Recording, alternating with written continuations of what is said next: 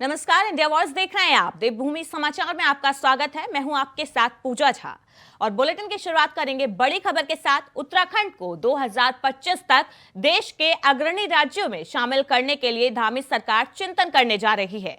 राज्य के विकास का रोड मैप तैयार करने के लिए सरकार का ये पहला चिंतन शिविर है। ये चिंतन शिविर मसूरी स्थित लाल बहादुर शास्त्री राष्ट्रीय प्रशासनिक अकादमी में होगा। 4 दिन तक चलने वाले इस शिविर का उद्घाटन मुख्यमंत्री पुष्कर सिंह धामी ने किया।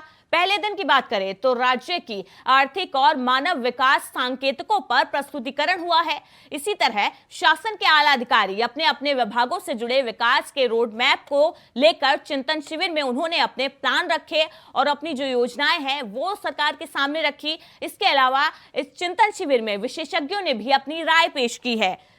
तो धामी सरकार का 4 दिवसीय चिंतन शिविर का आज से आगाज हो गया है। देहरादून में ये चिंतन शिविर चल रहा है। मुख्यमंत्री पुष्कर सिंह धामी के नेतृत्व में ये चिंतन शिविर शुरू हुआ है। मुख्यमंत्री पुष्कर सिंह धामी इस चिंतन शिविर का नेतृत्व कर रहे हैं। इस चिंतन शिविर में राज्य के विकास पर मंथन किया जा रहा है। इसके अलावा 2025 तक राज्य के विकास का जो रोड मैप है उसको तैयार किया जाएगा। उस रोड मैप को लेकर मंथन किया जाएगा। सभी विशेषज्ञ, सभी नेता, सभी मंत्री इस चिंतन शिविर में अपनी अपनी बात रखेंगे, अपनी अपनी जो चर्चाएं हैं उनको रखेंगे।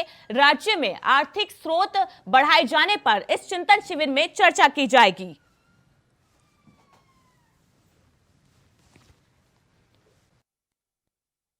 संभावनाएं हमारे प्रदेश के अंदर हैं और दिशा में हमारी सरकार काम कर रही है। और मैंने अधिकारियों को निश्चित भी किया आज फिर कि आप पूरी एक तो तैयारी के साथ आएँ और वर्क कल्चर लाएं, एक दूसरे पर जो है और देखने की बजाय, क्योंकि मैंने जो सवाल किया तो अधिकारी इसका जवाब नहीं दे पा रहे थे। मैंने कहा अगली बार आप आए।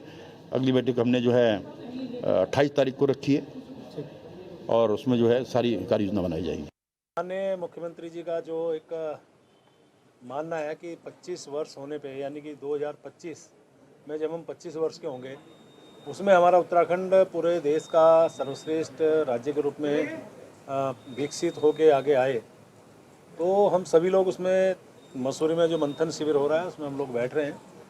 अधिकारियों के साथ बैठना होगा, माननीय मुख्यमंत्री जी के अलग अलग सत्रों में बातचीत होगी और सभी माननीय मंत्रियों से अपेक्षा की गई है अपना अगला रोल मैप वो दिखाएं, बताएं। तो वो सब कार्यक्रम हमारा 22, 23, 24 में होने वाला है। देखिए, बीजेपी का इस टाइप के नाटक हम बहुत समय से देख रहे हैं। अर्थव्यवस्था सुधारेंगे, रुपये की कीमत बढ़ेगी, कहते कहते आज 83 रुपये का डॉलर होगा, ये सब ने देखा है। बर्बादियां हो रही, एक तरफ नौकरियां खत्म की जा रही। रेलवे की अकेले 70,000 से ज़्यादा नौकरियां खत्म कर दी, एसएसबी की सिविल विंग खत्म कर दी, एमईएस में लगभग 30,000 भर्तियां खत्म कर दी। ऐसे अनेकों डिपार्टमेंट है जिसमें नौकरियां खत्म कर दी हैं। आज बेरोजगारी का जो दर है वो बढ़ गई है। तो बीजेपी ऐसे नाटक करती रही है और प्रदेश भी आज 1 लाख करोड़ से ज़्यादा के कर्जे में चले गया है। और ऐसे नाटक प्रदेश की जनता, देश की जनता अनेकों बार देख चुकी है। कुछ फ्रूटफुल दिखाई दे तो धामी सरकार ने 4 दिवसीय चिंतन शिविर आज से शुरू हो गया है। उत्तराखंड को 2025 तक देश के अग्रणी राज्यों में शामिल करना इस चिंतन शिविर का मकसद है, उद्देश्य है। और धामी सरकार ने आज से चिंतन शिविर का आगाज कर दिया है। 4 दिन तक ये चिंतन शिविर चलेगा। इस चिंतन शिविर में राज्य के तमाम जो अधिकारी हैं, विशेषज्ञ हैं, मंत्री, नेता, वो शामिल होकर खुद मुख्यमंत्री पुष्कर सिंह धामी इस चिंतन शिविर की अध्यक्षता करेंगे। राज्य के विकास का इसी खबर पर अधिक जानकारी के लिए हमारे साथ अभय कैंतुरा लाइव जुड़े हुए हैं। अभय, धामी सरकार के चिंतन शिविर का आज से आगाज हो गया है और राज्य के विकास का रोड मैप तैयार करने के लिए इस चिंतन शिविर का आगाज किया गया है। क्या कुछ अपडेट है इस चिंतन शिविर को लेकर? बिल्कुल, मुख्यमंत्री पुष्कर सिंह धामी ने आज जो चिंतन शिविर है सशक्त उत्तराखंड 2025 का, उसका यहाँ पर शुभारंभ किया है। मसूरी की जो लाल बहादुर शास्त्री प्रशासनिक अकादमी है वहाँ पर चिंतन शिविर हो रहा है। आज सभी ब्यूरोक्रेट से कह सकते हैं कि जो शासन के सचिव, अपर मुख्य सचिव, सचिव सभी वहां पर मौजूद हैं और मुख्यमंत्री पुष्कर सिंह धामी की तरफ से एक व्याख्यान भी वहां पर इस शुभारंभ सत्र में वहां पर दिया गया है। मुख्यमंत्री पुष्कर सिंह धामी ने साफ तौर पर एक संदेश देने का काम अधिकारियों के बीच में किया है कि जिस राज्य की वो सेवा यहाँ पर कर रहे हैं, जिस राज्य में उन्हें कार्य करने का जिम्मेदारी यहाँ पर दी गई है, वो उस पर और अधिकारियों को अपनी कार्यशैली में बदलाव लाने की आवश्यकता होगी ताकि जो जनता की समस्याएं उनका समाधान यहाँ पर हो सके, जो विकास की जो योजनाएं वो धरातल पर यहाँ पर उतर सके। मुख्यमंत्री पुष्कर सिंह धामी के बाद मुख्य सचिव जो उत्तराखंड शासन के मुख्य सचिव हैं डॉक्टर एस संधू, उनकी तरफ से जो व्याख्यान यहाँ पर दिया गया उसमें भी उन्हीं सब चीज़ों का जिक्र यहाँ पर किया गया। उन्होंने साफ तौर पर अधिकारियों को एक चीज़ अपनी जो कार्य संस्कृति है उस कार्य संस्कृति में बदलाव करने के लिए कहा है कि जनता के उपयुक्त वाली जो चीज़ें हैं उन चीज़ों को करने की आवश्यकता है। अधिकारियों को नियमों का ज़्यादा हवाला यहाँ पर नहीं देना चाहिए क्योंकि अधिकारियों के द्वारा ही नियम बनाए गए और ऐसे में अगर उन नियमों से जनता आज के दिन राज्य की जो आर्थिक और मानव विकास के संकेतों का जो प्रस्तुतिकरण होना था वो आज के दिन इस चिंतन शिविर में होना था। इस बारे में क्या कुछ अपडेट निकलकर सामने आ रही है? बिल्कुल, आज ये कह सकते हैं कि चिंतन शिविर का पहले दिन का जो शुरुआती जो सेशन था वो आज व्याख्यान में यहाँ पर व्यतीत हुआ। इसके बाद ये कह सकते हैं कि जो दूसरा शिविर शुरू होगा, जो दूसरा सेशन शुरू होगा, उस सेशन में सीधे तौर पर राज्य की विकास से जुड़ी यानी खासतौर पर आर्थिकी से जुड़ी हुई जो विषय होंगे उन विषयों पर यहाँ पर चिंतन यहाँ पर किया जाएगा। उसको लेकर जो सुझाव होंगे उन सुझावों पर बातचीत यहाँ पर की जाएगी। उसमें कह सकते हैं कि उत्तराखंड की जो आधारभूत जो ढांचा है उस ढांचे में किस प्रकार से आमूलचूल परिवर्तन किया जा सकता है, साथ में कौन सी ऐसी योजनाएं हैं जिन योजनाओं का ये कह सकते हैं कि लाभ उत्तराखंड निकट भविष्य में भी उठा सकता है, जो उसका लाभ जनता को वहां पर मिल सकता है। उन सब चीज़ों का यहाँ पर ये कह सकते हैं कि आगामी सेशन में बातचीत यहाँ पर होगी, मंथन वहां पर निकलेगा। लेकिन जो पहला सेशन रहा है, पहले सेशन में सीधे तौर पर मुख्य सचिव हो या मुख्यमंत्री पुष्कर सिंह धामी हो, दोनों की तरफ से अधिकारियों को अपनी कार्य संस्कृति में बदलाव करने की बात यहाँ पर कही गई है। और ये बड़ा संदेश इसलिए कहा जा सकता है क्योंकि उत्तराखंड जैसे छोटे राज्य में अगर अधिकारी कार्यों की नाफरमानी यहाँ पर करते हैं, नियमों का हवाला देकर जनता की जो समस्याएं उनको दबाने का काम यहाँ पर करते हैं, तो फिर ये बड़ा गंभीर विषय कहा जा सकता है। इसलिए मुख्यमंत्री पुष्कर सिंह धामी और मुख्य सचिव डॉक्टर एस संधू की तरफ से अधिकारियों को बड़ी नसीहत देने का काम यहाँ पर किया गया है। अब ये कहा जा सकता है कि आने वाले ये जो चिंतन शिविर होगा धामी सरकार का, ये आने वाले अगले 25 सालों का रोड मैप इस चिंतन शिविर के जरिए तैयार किया जाएगा विकास का। अभय बने रहिए हमारे साथ, हम अगली खबर पर भी आपके साथ अपडेट लेंगे। आगे बढ़ते हैं। राज्य में पुलों की सेफ्टी का ऑडिट हुआ है, बड़ी खबर आपको बता रहे हैं। राज्य में उत्तराखंड में पुलों की सेफ्टी का ऑडिट हुआ है। शासन के निर्देशों पर पुलों की सेफ्टी का ऑडिट किया गया है। 5 जोन में सेफ्टी ऑडिट को बांटा गया था। इस दौरान 36 पुल आवागमन के लिए असुरक्षित पाए गए हैं। बड़ी खबर आपको बता रहे हैं, शासन के निर्देश पर उत्तराखंड में पुलों की सेफ्टी का ऑडिट हुआ था। इस ऑडिट में 5 जोन में इस ऑडिट को बांटा गया था, सेफ्टी ऑडिट को, और इस दौरान जो प्रदेश के 36 पुल आवागमन के लिए असुरक्षित पाए गए हैं, जिसकी रिपोर्ट प्रशासन को सौंप दी गई है। इस रिपोर्ट में 2516 पुलों की सेफ्टी ऑडिट रिपोर्ट प्रशासन को सौंपी गई है। 3262 पुलों में से 2516 पुलों की जो रिपोर्ट है वो प्रशासन को सौंपी गई है। इनमें लोनिवी ने शासन को ऑडिट रिपोर्ट सौंपी है। नेशनल हाईवे में 334 पुलों में से 189 पुलों का ऑडिट हुआ है। रुद्रप्रयाग के बेलने स्थान पर एक पुल असुरक्षित पाया गया है। जी हां, बड़ी खबर आपको बता रहे हैं, उत्तराखंड में पुलों की सेफ्टी का ऑडिट हुआ है। इसी पर अधिक जानकारी के लिए हमारे साथ अभय केंत्रा जुड़े हुए हैं। अभय, क्या कुछ जानकारी मिल रही है? प्रदेश में जो पुल है उनकी सेफ्टी का ऑडिट हुआ है। बिल्कुल, जिस प्रकार से उत्तराखंड में पिछले दिनों मानसून सीजन के बाद जिस प्रकार से कई पुलों के टूटने की घटनाएं यहाँ पर देखने को मिली थी, ये कह सकते हैं कि 2 हादसे ऐसे यहाँ पर गुजरे थे जिसमें कई लोग गंभीर रूप से घायल भी यहाँ पर इन घटनाओं में हुए थे। उसके बाद पीडब्ल्यूडी विभाग की तरफ से जो राज्य भर में जो पुल बनाए गए उन पुलों का सेफ्टी ऑडिट कराने का निर्णय यहाँ पर लिया गया था। 3000 से ज़्यादा पुलों का सेफ्टी ऑडिट यहाँ पर किया गया है, जिसमें से 36 पुल ऐसे यहाँ पर पाए गए जो आवागमन के लिए या यातायात के लिए किसी भी प्रकार से सुरक्षित नहीं है। इसलिए उन पुलों पर जल्द से जल्द आवागमन को बंद करने के सुझाव यहाँ पर दिए गए हैं। पीडब्ल्यूडी विभाग की तरफ से जो सेफ्टी ऑडिट यहाँ पर किया गया है उसकी रिपोर्ट बाकायदा शासन को सौंप दी गई है। अंतिम निर्णय शासन की तरफ से लिया जाना है कि क्या उन पुलों पर आवाजाही को जारी रखा जाएगा जाएगा जी। या फिर उसके जीर्णोद्धार या उसके जो पुनर्निर्माण का जो काम है वो कब तक शुरू यहाँ पर किया जाएगा। इसके अलावा नेशनल हाईवे पर जो पुल बने हुए हैं उसमें भी रुद्रप्रयाग जनपद के भीतर बैरानी जो जगह है वहां पर अब है जो पुल इन बनाया गया सेफ्टी है। ऑडिट में सेफ्टी जो ऑडिट हुआ है इस दौरान कई ऐसे जो पुल हैं वो असुरक्षित पाए गए हैं लोगों के आवागमन के लिए, तो उनके खिलाफ क्या कुछ कार्रवाई अब तक की गई है?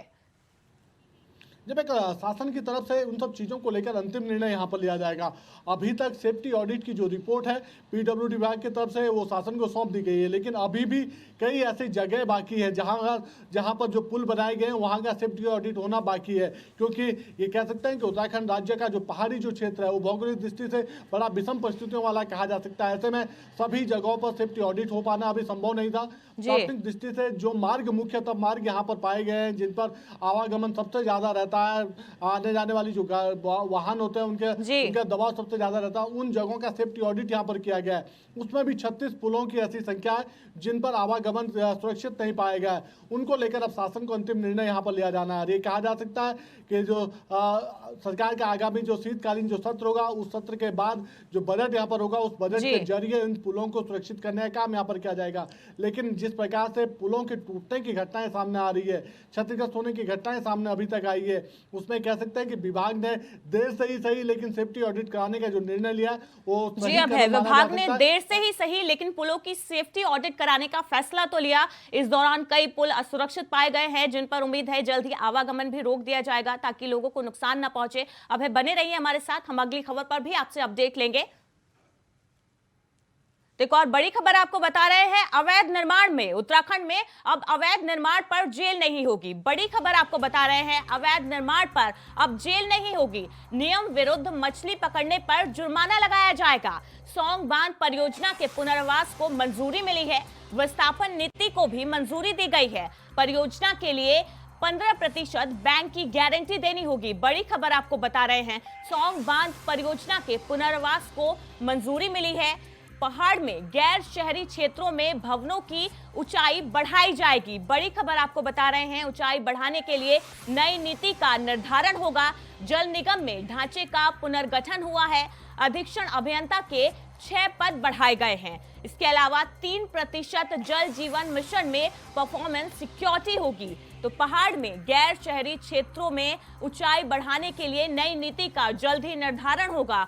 इसके अलावा 3% जल जीवन मिशन में परफॉर्मेंस सिक्योरिटी होगी। तो जल निगम में ढांचे का पुनर्गठन हुआ है। इसी खबर पर अधिक जानकारी के लिए हमारे साथ अभय कैंतरा जुड़े हुए हैं। अभय, नई बड़ी खबर सामने आ रही है कि अवैध निर्माणों पर अब उत्तराखंड में जेल नहीं होगी। इसके अलावा नियम विरुद्ध मछली पकड़ने पर जुर्माना लगाया जाएगा। जब ये कह सकते हैं कि राज्य सरकार की जो कैबिनेट बैठक हुई थी उस बैठक में कई अहम निर्णय यहाँ पर लिए गए, क्योंकि ये कह सकते हैं कि मैदानी क्षेत्रों की अपेक्षा जो पहाड़ी क्षेत्र है वहाँ पर लोगों की ज़मीन अपनी होती है, लेकिन जिस प्रकार से बिना नक्शे के बिना इन सब चीज़ों के अप्रूवल के उनके द्वारा वहाँ पर निर्माण किया जाता है, उस निर्माण को लेकर बड़ा निर्णय यहाँ पर लिया गया है। प्रशासन की तरफ से सीधे तौर पर उस निर्माण को ध्वस्तीकरण की कार्रवाई के तहत उसको ढाने का काम किया जाता था। जो उसका अधिकृत जो मालिक होता था उस मालिक के खिलाफ, ये कह सकते हैं भूस्वामी के खिलाफ वहां पर जेल की कार्रवाई वहां पर की जाती थी। अब उसमें बड़ी राहत यहां पर दी गई है ताकि किसी भी प्रकार से जो पहाड़ का जो व्यक्ति है या उस क्षेत्र का जो व्यक्ति है उस व्यक्ति को कोई बड़ी हानि ना वहां पर पहुंचे। उसका जो ध्वस्तीकरण हो तो ध्वस्त किया ही जाएगा, लेकिन जुर्माने के लगाने की प्रक्रिया वहां पर उसके खिलाफ यहाँ पर की जाएगी, जेल नहीं होगी। लेकिन इसके अलावा ये कहा जा सकता है कि जो अवैध जो मछली पकड़ने की जो प्रक्रिया होती थी उस प्रक्रिया पे ये कह सकते हैं कि लगातार बड़ी कार्रवाई, बड़ी शिकायतें एक और जानकारी मिल रही है कि इस बैठक में पहाड़ में गैर शहरी क्षेत्रों में जो भवन होते हैं उनकी ऊंचाई बढ़ाई जाएगी और ऊंचाई बढ़ाने के लिए नई नीति का निर्धारण होगा। क्या कुछ अपडेट है इसको लेकर? जी बिल्कुल, ये कह सकते हैं कि जो पहाड़ में जो जिला विकास प्राधिकरण के तहत जो काम वहां पर हो रहे थे उसके जो मानक थे उन मानकों को लेकर अक्सर जो ग्रामीण थी उन ग्रामीणों की शिकायत यहां पर देखने को मिल रही थी। ग्रामीणों के द्वारा या क्षेत्रीय जनप्रतिनिधियों के द्वारा लगातार सरकार से मांग की जा रही थी कि जो गैर जो क्षेत्र हैं यानी जो ग्रामीण जो क्षेत्र हैं वहाँ पर अगर भवन निर्माण का काम होता है तो कम से कम उसकी ऊंचाई के जो मानक है उन मानकों में शिथिलता बरतने का काम यहाँ पर किया जाए, उन मानकों में ऊंचाई बढ़ाने की छूट यहाँ पर दी जाए। तो उस पर कैबिनेट की तरफ से बड़ी राहत यहाँ पर दी गई है। और अब समझा जा सकता है कि पहाड़ी क्षेत्रों में जो भवन निर्माण का जो काम होगा, यानी अगर कोई किसी जगह पर कोई गांव बसा हुआ और उससे कुछ दूरी पर उस गांव से सड़क आ रही है, तो ऐसे में उस सड़क के किनारे अगर उस ग्रामीण व्यक्ति की जमीन आती है तो वहां पर अगर वो निर्माण करना चाहता है तो उस निर्माण में जो ऊंचाई के जो मानक थे उन मानकों में शिथिलता देने का काम सरकार की तरफ से किया गया है। वो वहां पर अपना भवन बना सकता है और ये कम से कम 3 मंजिला भवन बनाने तक की उसको परमिशन यहाँ पर दी जाएगी। तो ऐसे में समझा जा सकता है कि ग्रामीण क्षेत्रों में जो निर्माण के जो काम होने थे उन निर्माण कामों में भवन ऊंचाई की जो मानक पूर्व में रखे थे उन मानकों में ढील देने का काम सरकार की तरफ से किया गया। बड़ी राहत की खबर ये ग्रामीण क्षेत्रों के लिए अब समझी है जा एक और सकती है। राहत दी गई है प्रशासन की तरफ से। अधीक्षण अभियंता के जो पद हैं वो 6 पद बढ़ाए गए हैं। इस बैठक में ये प्रस्ताव पारित हुआ है, इसको लेकर क्या कुछ जानकारी है? टिपिकल ये कह सकता है कि विभाग में लगातार पदों की जो कमी देखने को मिल रही थी, उसमें खासतौर पर अधीक्षण अभियंता यानी जो एई के जो पद होते थे उनके पास कई डिवीजन का काम एक अधिकारी के पास होता था। ऐसे में उन सभी डिवीजनों में समान रूप से कामों के निरीक्षण नहीं हो पाता था।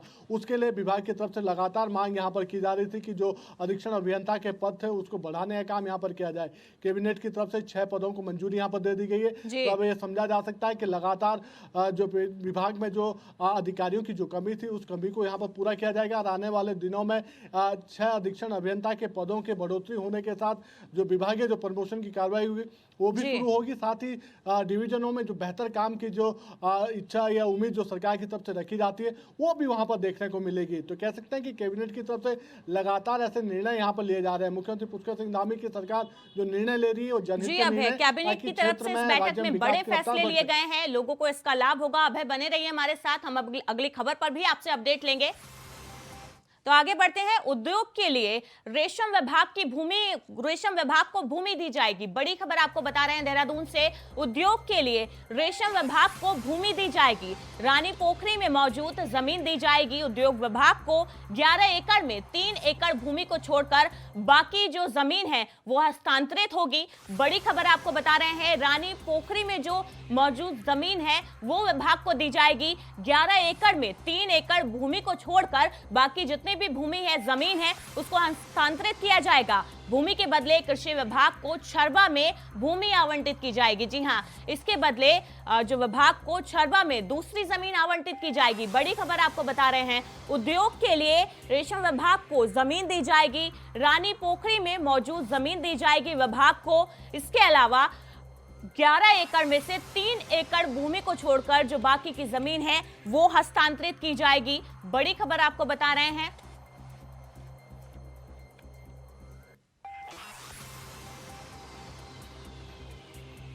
तो उद्योग के लिए रेशम विभाग को भूमि दी जाएगी। एसएसपी ने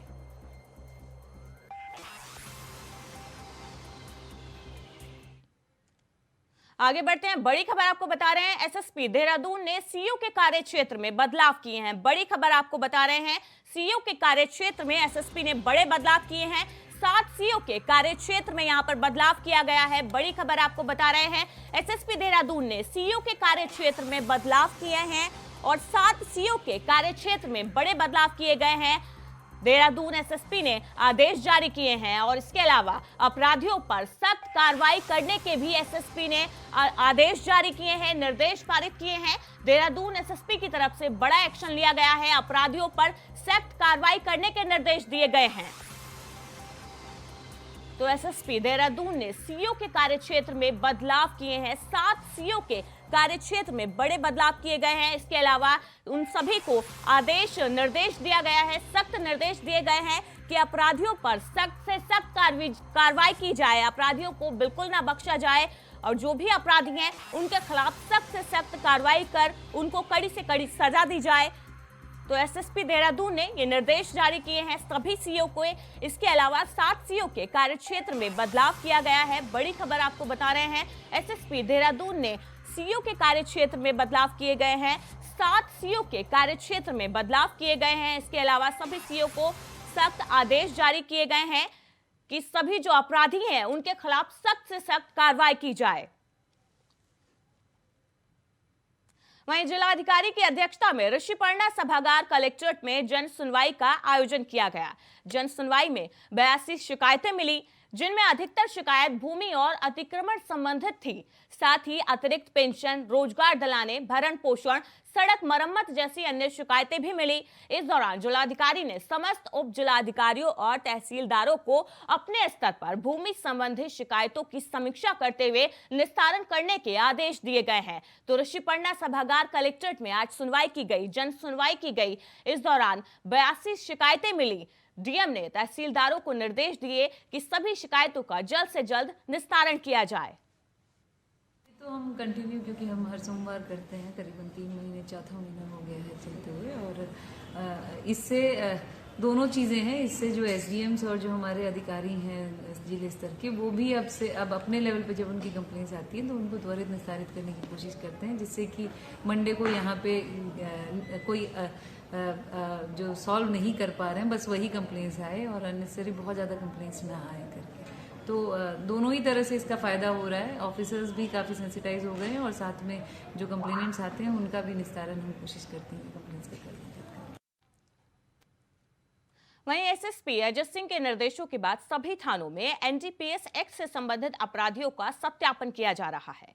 साथ ही ड्रग्स की लत से परेशान या गिरफ्त में आए लोगों की काउंसलिंग की जा रही है। हरिद्वार पुलिस पहली बार यह अभियान चला रही है। एसएसपी के आदेश हैं कि जो भी व्यक्ति नशे के धंधे में लिप्त पाया गया तो उसके खिलाफ कड़ी से कड़ी कार्रवाई की जाएगी। साथ ही जो अपराधी नशे की गिरफ्त में हैं उनके लिए भी अभियान चलाया गया है। उनको जल्द ही ड्रग्स की लत से मुक्ति दिलाने के लिए उन लोगों की काउंसलिंग की जा रही है। हरिद्वार पुलिस पहली बार यह अभियान चला रही है। इसमें नशे के धंधे में लिप्त लोगों पर सख्त से सख्त कार्रवाई की जा रही है।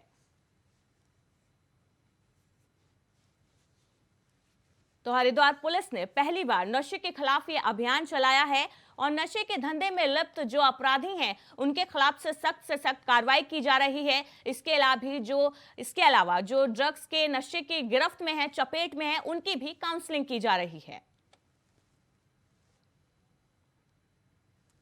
वहीं गोवा में 53वें अंतर्राष्ट्रीय फिल्म महोत्सव में उत्तराखंड पवेलियन का सोमवार को विशेष प्रमुख सूचना सचिव अभिनव कुमार ने निरीक्षण किया।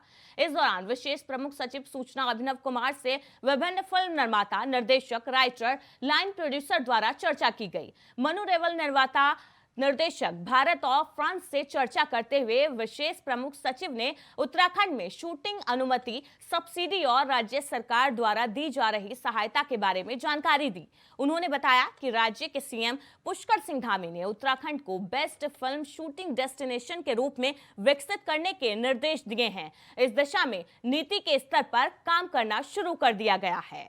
तो गोवा में 53वें अंतर्राष्ट्रीय फिल्म महोत्सव का आयोजन हुआ, जिसमें सचिव सूचना अभिनव कुमार ने शिरकत की। उन्होंने इस महोत्सव का निरीक्षण किया और उसमें शामिल हुए और साथ ही जो इस महोत्सव में प्रोड्यूसर और डायरेक्टर पहुंचे थे उनसे मुलाकात की।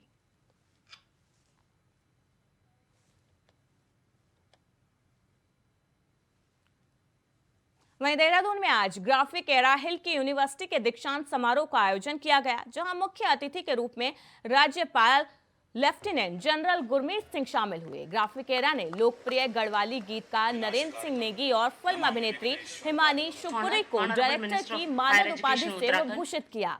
दीक्षांत समारोह में 51 गोल्ड और इतने ही सिल्वर मेडल देने के साथ ही 6,800 छात्र छात्राओं को डिग्रियां दी गई।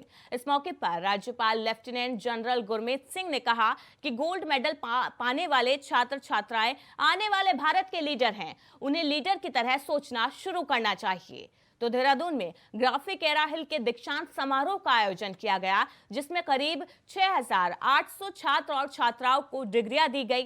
राज्यपाल लेफ्टिनेंट जनरल गुरमीत सिंह ने इन छात्र छात्राओं को डिग्रियां वितरित की और साथ ही छात्र छात्राओं से अपील की कि वो छात्र छात्राएं आने वाले भारत के लीडर हैं और उन्हें इस तरीके से अब सोचने की जरूरत है।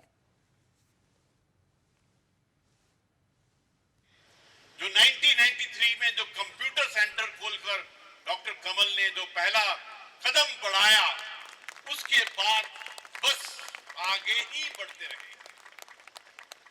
उसके बाद जो इरा शुरू किया है, ये युग शुरू किया है, जो दशक शुरू किया है, और आज 7,000 स्टूडेंट्स को डिग्री देना कोई छोटा मोटा कार्य नहीं है। मुझे तो आज सबसे जो खुशी लगी है कि जो गोल्ड मेडल लेने आए थे उसमें सबसे ज्यादा मेरी बेटियां थी। उनको देखकर एक अलग ही गर्व।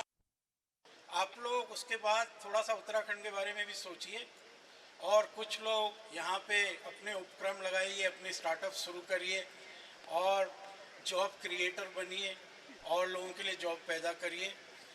और उत्तराखंड के अंदर आप जानते हैं कि यहाँ पे देखिए टूरिज्म बहुत है, धार्मिक टूरिज्म भी है और इसके अलावा यहाँ आप जानते हैं कितने उत्पाद होते हैं, कितने फल यहाँ पे होते हैं। उनको प्रॉपरली प्रोफेशनल तरीके से आप लोग जो है यहाँ पे कोई ऐसी संस्थाएं खोल सकते हैं जो प्रोफेशनल तरीके से पूरी दुनिया में इन चीज़ों को पहुँचाएँ और यहाँ के जो लोग हैं उत्तराखंड के, उनका आर्थिक स्तर और रहने सहने का स्तर जो है बढ़। अपने विभिन्न मांगों को लेकर भारतीय किसान यूनियन के राष्ट्रीय अध्यक्ष संजीव तोमर ने 26 नवंबर को किसानों की समस्याओं को लेकर महापंचायत किए जाने का ऐलान किया।